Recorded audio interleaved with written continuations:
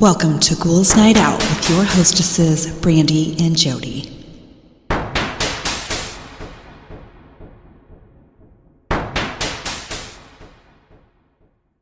Hello, beautiful ghouls. Welcome. This is Brandy. I'm here with my sister, Jody. Hello. So I have some revenge stories that you sent me. Yes. It's pretty good. It says, I used to have a terrible work schedule. I would have to wake up at 2:30 a.m. every morning and would have to be at work by 4 a.m. My downstairs neighbors would blare their loud music at all hours of the night, and I could feel the bass through my mattress. I went downstairs and politely asked them to turn the music down, and they seemed to kindly agree. As soon as I got back into bed, they would turn it up even louder and kept it going until 1:30. Bunch of assholes. Yeah. They didn't know who they were messing with. Before I left work at 3:30 a.m., I turned over my amplifier so the speaker was facing the floor. I turned the volume up and set my guitar on top of it and left for my 12-hour shift. The feedback was still screaming when I came home. The neighbors never blasted their music again. That's hilarious. That's great. Fucking assholes. We lived in a neighborhood of townhouses. One neighbor would let her dogs go number 2 all over everyone's lawn, and she never picked it up. We tried asking her to be more considerate, but she didn't listen. We even tried picking up the mess for her and putting it on her doorstep, but she still refused to do it. So my one neighbor decided to get a piece of it and smear it all over the front of her house. After that, she started picking it up. Probably a good move. My mom's neighbor called the city on my mom to force her to repair the fence that divided their yards. This lady had always been a crabapple for 10 plus years, but this move really ticked off my mom. The fence did need a few mild repairs, and my mom would have done them right away if the neighbor just talked to her about it. She was already in the process of getting quotes. The city contacted my mom and told her that she needed to maintain her fence. My mom asked if she had to have a fence by law, and the person she talked to could already sense where this was going. Turns out there are rules about maintaining a fence, but she was not required to have one, so my mom paid a contractor to tear it down entirely. The neighbor came to talk to my mom and asked when the new fence would be built. My mom replied, "If you want a fence, build it yourself." A couple weeks later, my mom had a nice new fence courtesy of her annoying neighbor. That's great. Those people, I don't understand why they have to be that way. I know. I don't get it. And they're everywhere. It's like they live off of the drama, like they want that. Yeah. And I could never understand that in my life. Next one, my grandmother had a neighbor who refused to help her repair the fence between their properties. It was still fully functional as a boundary line, but it was falling apart. Any conversation about fixing the fence ended up with him saying that it was on her property, so it must be her responsibility to repair it. She took a fall and was hospitalized for a few weeks. Upon her return, she found a new fence built an extra 5 feet into her property and a bill in the mail from her neighbor. He argued with her for months that she still owed him, saying that the original fence was actually on his property and that where it was now was the boundary line. So my grandmother got a surveyor, and surprise, the neighbor had taken 5 feet of her yard. At that point, she was already very old and frail and tired of fighting her neighbor. But she had an ingenious way of getting her revenge. She planted blackberries along the back of the fence. Within 2 years, it was covered. Every year, she'd walk the fence and throw seeds over because, of course, it was still her yard. After 5 years of fighting, the blackberries had reclaimed her property. She's been gone for a few years now, but the blackberries remain, and it's her way of haunting her neighbor. He tried ripping the ones up on his side of the fence on numerous occasions, but the plants reseed themselves and grow back every year from her side. You go, Grandma. Next one, my great-grandfather was one of the last people in town to get indoor plumbing, and as such, he had an outhouse in his backyard. Every year on Halloween, the neighborhood kids would come into his yard and knock over the building, exposing the cesspit. He got tired of it, so one year, the night before Halloween, he moved the building forward and covered the pit with burlap, disguising it with leaves and grass clippings. Oh, God. In the dark, it was almost impossible to tell where it was. On Halloween night, he sat in the outhouse and waited. It wasn't long after sundown when he heard the wet splat outside as a couple of kids fell into the muck. He lowered a ladder into the cesspit for them and said they could leave, but only if they promised never to mess with his outhouse again. The kids honored their promise and even spread the word around the neighborhood not to mess with the outhouse anymore. That's great. My dad was talking to our neighbor about what color he should paint the house, and he said as a joke, well, I might as well paint the old house blue. The neighbor became angry and responded, you can't do that. A blue house? How stupid and annoying. Don't be dumb. And that's how I grew up in a blue house. Don't tell someone they can't do Seriously. something. How dumb are you? I was visiting my aunt a couple years ago in Arizona. She lives outside of Phoenix. Her next-door neighbors have 3 or 4 kids who are super annoying. There was a brick wall dividing their backyards, and such is common for the area. Upon my arrival, I found out that the kids next door were throwing things over the wall for fun. Not just harmless things like twigs or pebbles, but rocks, toys, garbage, and even knives. My aunt's family had to keep their trampoline on the other side of the yard so it wouldn't get stuff thrown onto it. I asked my aunt about it, and she said that she talked to the parents, but they still kept throwing stuff. So that night I went online and filed a report with their address. A couple days later, the neighbors left a note at the front door with a long apology that basically said it won't happen again, and it pretty much stopped after that. When I was really young, our neighbor demanded we move our septic tank because he claimed it was partially on his property. He was a complete jerk about it and just kept hounding us to do it. My dad's a really laid-back person, but eventually even he got annoyed. So one day he had the property line surveyed. Turns out not only was our septic tank on our own property, not his, but the corner of the guy's house and part of his driveway was actually on our land. My dad spent the next few months asking him when he was going to move his house.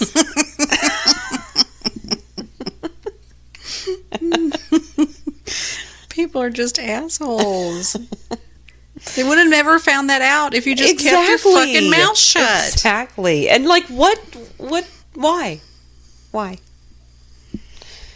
It's like, okay, my next door neighbor, he is anal about his yard and shit. And he will, edge right on my sidewalk. Yeah. And I always wonder, it's like, I wonder if that's where the property line ends, but I've never looked it up or, he's not doing anything bad. No. It's like if he wants to edge it, go fucking ahead. I don't give a shit. Seriously. Although at one point it was a freaking canyon. It was bad. And I could have broke an ankle. It was really bad. His son finally talked to him and like, you need to fix that. It was like a foot wide. It was, yeah. Well, it kept eroding over the years. Yeah. And so he had to fill it back in, and he did, and it's all good. Yeah, exactly. It's not anything to get worked up over. No. Okay, my grandpa's neighbor's septic tank started leaking in his backyard. Ew. Gross. He repeatedly asked him to fix the septic tank and clean up the mess in his backyard, but he completely brushed him off. So my grandpa took matters into his own hands. He rigged up a plumbing, quote-unquote, system in his yard and installed an upright PVC pipe that pointed at the neighbor's backyard over the fence. I don't know how the system worked. I was only 8 years old. This happened in the early 90s, but it was set up to spray the neighbor's own septic waste over the fence and into the neighbor's beautifully polished yard. Oh. And just like that, the neighbors fixed the septic tank. Imagine that. They remained enemies until my grandpa died a couple decades later. That's hilarious. People are just assholes. They really it's are. like, it doesn't bother me. Yeah, it's not my problem. Whatever. Ugh. Well, guess that's what? You got to make it bother them. That's exactly. And that's bullshit. Exactly. My old boss had a problem with tipsy kids taking his mother's mailbox. He got tired of replacing them, so he told me to go there and make sure whatever hits it doesn't keep going. I bought a 6-foot-long steel post with under 3 feet sticking out of the ground, then poured concrete around it and installed the mailbox. The next tipsy kid that hit hid it, never got a chance to take out the rest of the mailboxes on the street. Well, that's good. The rich brats next door were always throwing loud parties whenever my mom and dad went out of town for a few days, which was often. One Sunday morning, I did a quick inspection of the property and found a bunch of litter that had been left in the street or thrown into the grass. The worst part is there was a public bus stop at the corner of the street, so we started getting complaints. That night around midnight, I gloved up, collected a bunch of them, then snuck into the neighbor's yard and scattered them around the pool, the garage, and the back door, where Mom was sure to see them when she got home. There were no more parties. Oh, yeah. And my last one, beehives. Putting them up is allowed where I live, and I've had them for over 10 years. They don't bother anyone, and most of my neighbors love them as they are good for gardens and they get free honey. However, one of my neighbors who moved in 5 years ago does have a problem with them apparently. She's called the council and the authorities too many times to count, and they all say to her the same thing. They're allowed, they're not annoying anyone, and the bees were here first. So she tried to take matters into her own hands whilst tipsy. She jumped the fence in the middle of the night with a can of fly spray. It was very dark, so she accidentally jumped into my neighbor's yard instead. Their very large guard dogs messed her up and pretty much destroyed the gardens, boats, sheds, car windows, trying to get away from them. When officers arrived at the scene, she admitted that she had tried to poison my bees, went into the wrong yard. She tried to sue me, saying if I wasn't trying to poison her bees, none of this would have happened. And the officers just laughed at her. They threw the book at her, and now my neighbors are suing her for all the damage she caused. She is now beyond broke. The bees are still there. When I hand out free honey around the neighborhood every few months, I always make sure she's around watching me, and I intentionally don't give her any. Other neighbors tell me they regularly mention my bees around her just to see her lose her cool. Those were funny. I like revenge stories. Yes, I do too. All right, so these are just scary stories. These are the ones that are left over that I started last week. Okay. It's the 80s, it's Halloween on a weekday, and I, being the oldest and a girl, am responsible for taking 2 younger brothers trick-or-treating, along with 2 young sons of my parents' friends. My parents and the kids' parents are at our house playing cards and smoking cigarettes. Having had a lot of babysitting responsibilities and chores that my younger brothers did not have, plus missing out on going trick-or-treating with friends, I was definitely bitter and ill-tempered throughout the evening. Because it's a school night, we're just doing the 3 blocks of my street and heading home. We make it down one side and back down the other and are about 3 houses from home when we get to the house of an elderly woman who lives alone and never gives out candy. But for the past couple months, she's been renting the basement to some guy. I've seen him around a few times, and he either ignores me or yells at me for riding my bike on the sidewalk, though he did seem to be pleasant and say hello to my brothers. So the guy is on the sidewalk with another guy. There's a folding table set up, and there's a notebook on it. The men tell us that they don't have candy, but they're giving away prizes for anyone who goes through their haunted house. As they're explaining this, a few boys my age from my school show up and ask what the prizes are. They list pocket knives, baseball cards, and the grand prize is a BB gun. The men tell them they need to fill out their names, age, address, phone numbers, and when it's a good time to contact parents to get permission for the prizes.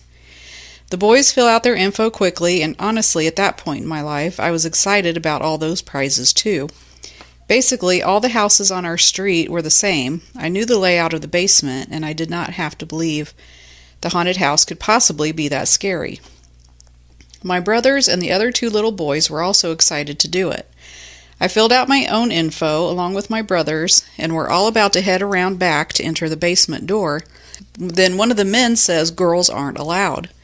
The boys from school immediately start laughing and lightly taunting me and are joined in by all 4 little kids. I feel my face get hot and a lump in my throat as they all walk away from me. I'm embarrassed, humiliated, and seething with anger. The unfairness of it all, having to constantly be expected to babysit these brats, cook, clean, do laundry for $0, and not even have a fun Halloween like a normal kid, and now I don't even get a chance to win anything. I want to flip the table over and destroy something. Then I get the idea to take that notebook, which has several pages of boys' contact info in it, and shove it into the sewer drain by the curb. If I can't win a prize, no one will. Just then, another group of about 5 boys from my boy-heavy street come by and ask what's up. Again, no parents present, because it's the 80s. I take a deep breath and calmly as possible explain about the haunted house, prizes, and writing their info in the notebook, which they all do right away. We hear the group come around the side of the house laughing and bragging that they weren't scared. The men wait till they finish putting their info in the notebook and then start taking the new group back. They don't even notice I'm lagging behind. I grab that notebook and shove it in the sewer drain and get the heck out of there. The next day at school, it seems every boy in my class and maybe the whole school had done the haunted house, and each one thinks he will be the winner of some prize or another. I have a sense of satisfaction every time I hear them talk about it, because I know there will be no winners, as the notebook is gone, never to be found. To me, it feels like justice, but I tell no one for fear of getting in huge trouble. About a week later, still no winners, and kids have moved on and stopped talking about it. Around mid-morning, our teacher gets called out to the hall to talk to someone for about 5 minutes and comes back looking wide-eyed and scared or something.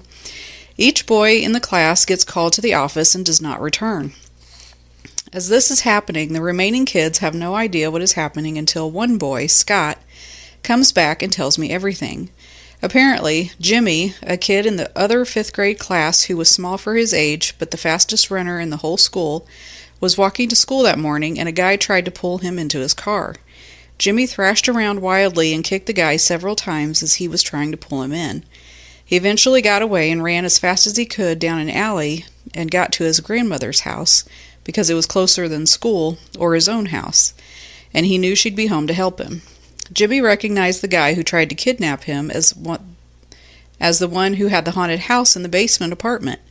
So all the boys in the school are being individually called to the office and questioned by the police. During the questioning, each child mentioned the notebook, and so the police did not want any kids to be home alone, as most of us were after school because in our neighborhood typically both parents worked. The notebook basically gave the men a time frame of when kids would be home alone. When is a good time to contact your parents? Each kid filled out when a parent would be coming home from work, and the concern was that they'd have a guide of a good time to kidnap boys. When Scott told me all this, I had an immediate sense of dread, and not because I was afraid boys would be taken from their home while their parents were at work. I knew that could not happen because they didn't have the notebook, but I was truly afraid I would get in trouble for hiding it. Later, everyone found out that the police had gone to arrest the men, but they were not found. The apartment was searched, and there was no sign of the notebook, but pictures were found. As a teenager, I was finally told the pictures were graphic and included violent child pornography involving young boys. Our whole town was on high alert, and many of us latchkey kids came home to our first babysitter. Ours was a high school student named Sharon, who was the youngest of 3 girls in her family, and she was wonderful. I slowly got over the nagging fear that the notebook would be fished out of the sewer and my fingerprints identified, and I fully enjoyed my time with her. For once in my life, I was not a servant and second-class citizen to the boys in my house. She was kind to all of us, but she made it clear that I was her favorite. I never got to go to tumbling or gymnastics classes because we didn't have extra money for that, but the first thing Sharon did with us on that first day was teach us all to do cartwheels. My brothers lost interest after that, but she went on to teach me front and back walkovers, back handsprings, aerials, cartwheels with no hands. She painted my nails and French braided my hair. She would talk to me constantly, tell me about her teachers, her classes, friends, boyfriends, and listen intently to whatever grade, school, or family drama I had, asking questions or offering advice. She was exactly what I needed at that point in my life, and I secretly marveled at the series of events that brought her to us. She sat for us for close to 2 years. We got older, and she needed to move on as well. This was pre-internet, Facebook, and sadly I lost touch with her. I knew that she had moved out west and had done some modeling as well as some acting and doing well. Then in my 20s, my mother called me in my apartment to tell me that Sharon had been brutally murdered in her home, stabbed over 30 times by a man she dated only a couple times who had been stalking her. Was that it? That was it. That's horrifying. That was All not of a good it. story. No. That's horrifying. Oh my God. Kidnappings and child porn and murder. Yeah, and that's Jesus. horrible shit. Yeah. We moved into a new-to-us house 6 months ago. There are 2 large bedrooms upstairs and 2 small bedrooms on the main floor. My husband and I take one of the upstairs bedrooms, and our 2-year-old daughter is in the other. Since moving in, she's been a bad sleeper, up several times during the night, sometimes crying, sometimes talking. We put an extra bed in her room and take turns sleeping with her so at least one of us gets a decent night of sleep. The ceilings slope in the bedroom and the only window is at the end of the room, so we have a twin bed on each side of the windows with a 6-foot space between the beds. Our daughter is very active, walks, talks, crawls, and climbs.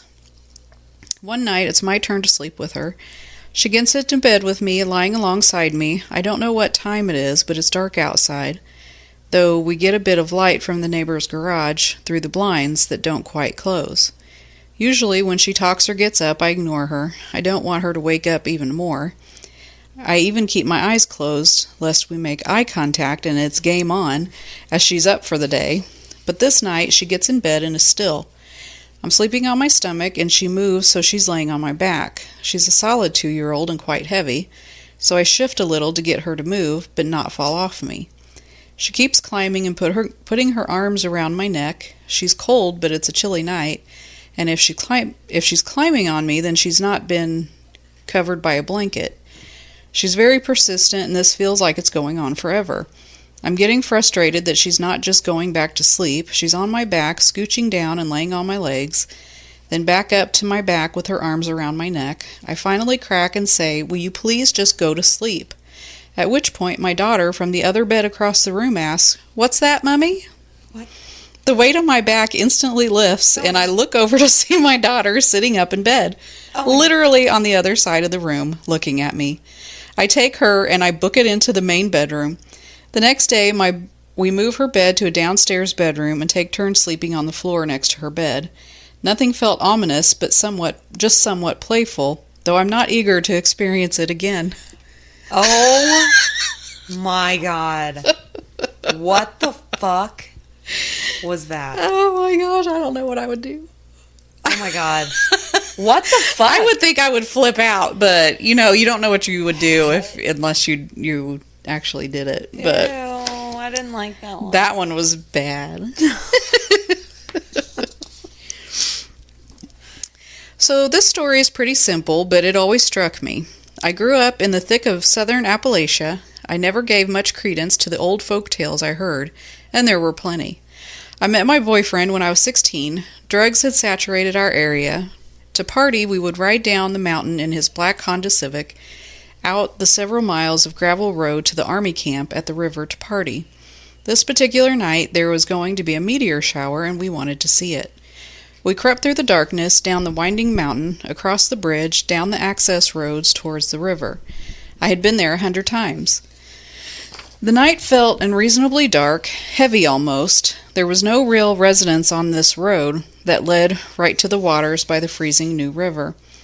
I was not really a believer of anything supernatural. I'm still really skeptical. We were rumbling down the road, and nothing seemed out of place until we saw it. In the road ahead, a black dog. Not a wolf, but easily just as big. A Great Dane if I'd ever seen one, and I had not in real life. There are no residences, nothing around that would make you think that this expensive dog would be on this road. But there it stood in our headlights, and my boyfriend rolled to a stop as we looked at it. It was kind of postured. I don't know. It was illuminated by our headlights, hackles up in a way I'd never really seen. It just stood there. He beeped his horn and started creeping closer to the car. That didn't make sense. He beeped his horn and started creeping closer to the dog, I'm assuming. This dog did not care, was seemingly unconcerned. The closer we got, the more unreasonably unnerved I felt. It was just staring at us, like I could feel its gaze through the windshield, until it was practically against the bumper and it was not going to move. We were at a standoff. So my boyfriend went around. He painstakingly cut his wheel, went off the gravel road to go around this unmoving hulk of a black dog. If it was in the middle of the road, we veered to the left of it so that it was on my side as we moved past. I remember how it stared at me. It was so tall that it was eye level with me in the passenger seat. I remember begging him to hurry past because there was this awful feeling that it was aware of my discomfort. I'll never forget staring into its shock yellow eyes right at eye level as we veered around. It stared at me unmoving, unbothered. Then we just rolled around it. Its head didn't move. It didn't adjust its gaze as we continued. It disappeared into the inky darkness of the road, and I felt so cold, so upset. We got to the river, and I refused to leave the car. I had this unmistakable feeling that that thing was still out there, just beyond the trees, somewhere out in that pitch black. There was a meteor shower that night, and I barely watched it through the car's sunroof, because all I felt was that gaze, those horrible yellow eyes. It was still out there. I never liked going back to the river after that. I can't even describe the sense of dread, the feeling of a thing being so out of place. I never saw it again, though. But I'll never forget it. I never knew something that seemed so common, it was just a dog, could make me feel such deep dread, such palpable unease. Even now, thinking of those eyes makes my throat tighten. I feel like I saw the devil that night. It's so weird. Yeah, that is weird. And that's all I got. Okay. I have, they asked what was the strangest thing that's ever happened to you. Okay. It says, I walked by a kitchen store with my 3-year-old. He points to the door and says, I want the robot. I'm confused, peeking in. It's just kitchen stuff. We go in anyway. He zigzags to the back of the store in a town we'd never been in before, picks up a wooden robot toy. Freaked me the fuck out. What? They just walked by this store, and this kid was like, I want that robot, and he walked all the way to the back of the store, like, and picked up this robot.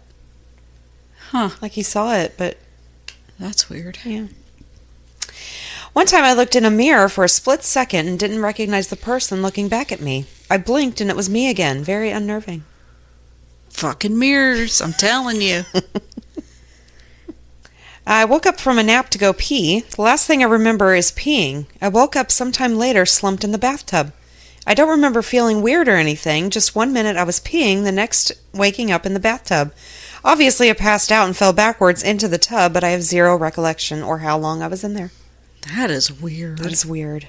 That's kind of like what happened to me, though, when I passed out.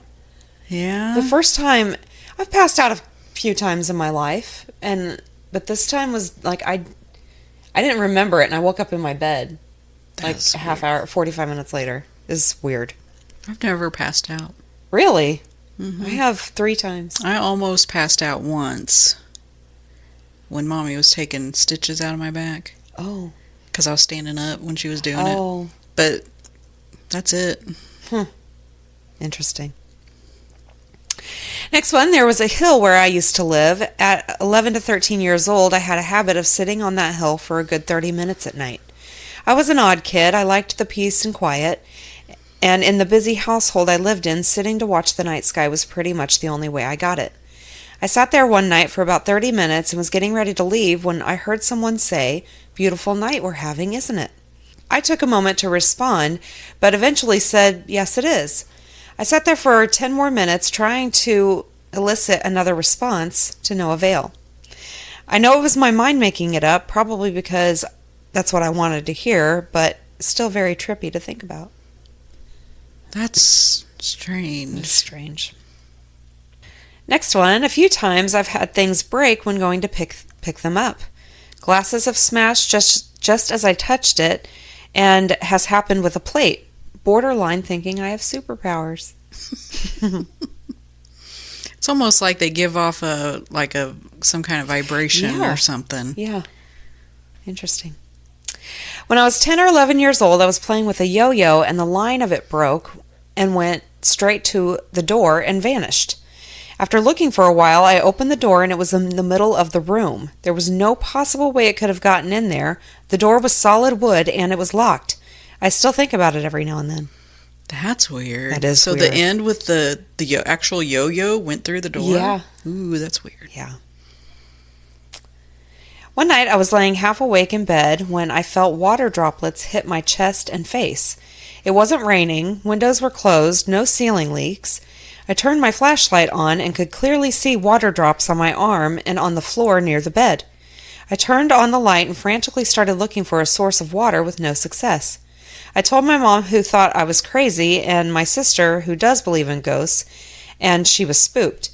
Never did I find an explanation for the water drops, nor did it ever happen again. That's weird. Interesting. Yeah.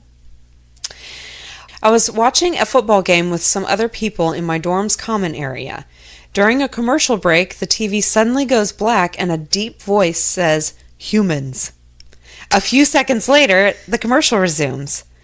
We all kind of looked at each other, clearly freaked out. What the heck? That's so weird. Right? Is that like some kind of aliens? Maybe. Got something with the transmission I don't know. or whatever. When I was little, we used to visit my great-grandmother's house, big 2-story plantation home, acres of fields passed down for generations. At the edge of the front porch, there were 2 massive rose bushes with a little cement walkway that let you walk around them and up to the porch.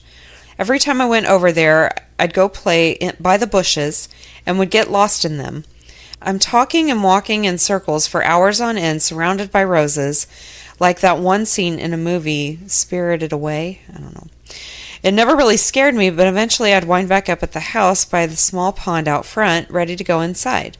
I've never said anything about it growing up because it just seemed like something a kid would think up, but I mentioned it jokingly to my mom in high school when we were talking about how creepy that house was, and she mentioned experiencing the same thing, as did her older brother. Apparently all the kids that have grown up there have experienced it over the years. I still think about that place a lot. I'd love to be able to go back someday. Did that make sense to you? Not really. They were walking around a house that had a bunch of roses? I guess they would get lost in the bushes? I don't know. Next one. As my husband laid in our hotel bed, his eyes rolled up, his body shook violently, and he started speaking to me in Spanish, even though he only knows English. I wasn't a believer of the paranormal, but it was then I was sure he was possessed. Yeah. That's creepy. What the fuck?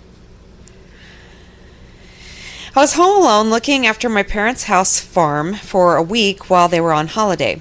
One of the things I was required to do was feed chickens, and my mom had 3 big drums, 1 of feed and 2 of grain. Every day I would go and fill the bucket half with feed and half with grain. I'd always took the grain from the bin nearest to the door because it was closer and I'm lazy. On about day 4, I walk in, fill the bucket, half of feed, open the bin to get the grain, and it's empty. I just stood there for 30 seconds trying to figure out how the fuck it could be empty and where the murderer who was fucking with me was hiding.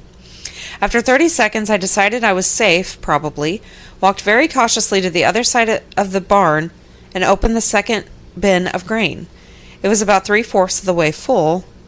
I fed the chickens and hid the fuck in the house. Next day, I wake up, do it again, fill the bucket with feed, go to get the grain from the far bin, and holy Jesus, it's fucking empty too. Wondering what I should do, I started to leave, only to notice as I leave that the bin by the door has the lid slightly off and I can see that it's full.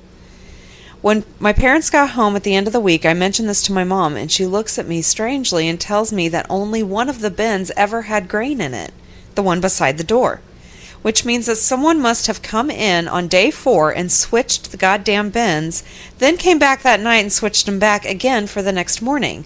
That or I'm going crazy. That was weird. That was weird. That was my last one. Huh. Okay. It's time for the witty wrap-up. Yay, witty wrap-up. I did funny tweets. Okay.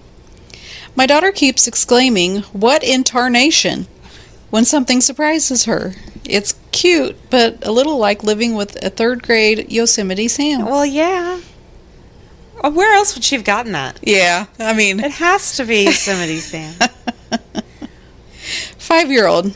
Dad, don't read my journal. It's private. The journal entry, I love zebras. That is definitely private. That's adorable. What happens to your bladder when you die? And other pressing questions from my 6-year-old. Me, go back to bed. School was canceled because of hazardous road conditions. Kids, then why are you leaving? Me, work doesn't care if you die. Ain't that the truth? Yeah. My daughter is taking a bath and asking me to bring her camping Barbie, and every time I present a Barbie to her, she says, "No, camping Barbie." She's growing frustrated. I don't know what to do. All of the Barbies are naked. Oh, that's hilarious. They all look the same with no clothes. They do. Maybe the hair colors, but yeah.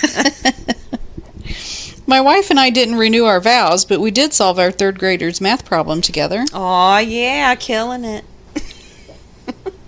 Apparently, my 7-year-old was playing with her Barbies next to the glass of bourbon my husband left out last night, and a masterpiece was born. I can't tell if Barbie is hitting a low point or is an inspiration to us all. And there's a picture with a Barbie holding, what's the little kid? Oh, a shot glass? The little kid Barbie. Skipper? Oh, yeah. There's a adult Barbie holding Skipper next to a tumbler of whiskey. And it looks like a hamburger.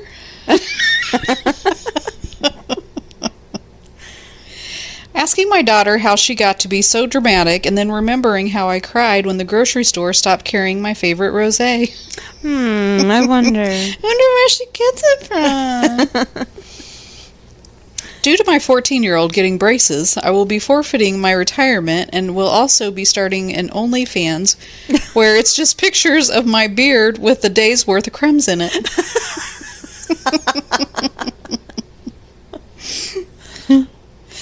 Having teens is fun because they demand their independence, but then turn right around and ask you for $20. Yep. Congrats on your baby sleeping through the night. My 7-year-old wakes up every hour because she needs a drink or needs the bathroom or because she misses me, so don't get too used to it. That's sweet. You'll miss that. You'll miss that one day. Yeah. When they're asking you for $20 freaking dollars. My 6-year-old told me he's excited for tomorrow because it's the day all the groundhogs come out of the ground. And I don't know whether that sounds adorable or horrifying. That would be all of them? Yeah, that would be horrifying. My son texted me this morning and told me he had left his laptop behind. I replied, "Too bad. Learn some responsibility." And then we laughed, and I got into the car and dropped it off at the school for him. Yep. Yeah. Folded up a rival dad's stroller for him in front of a bunch of moms today.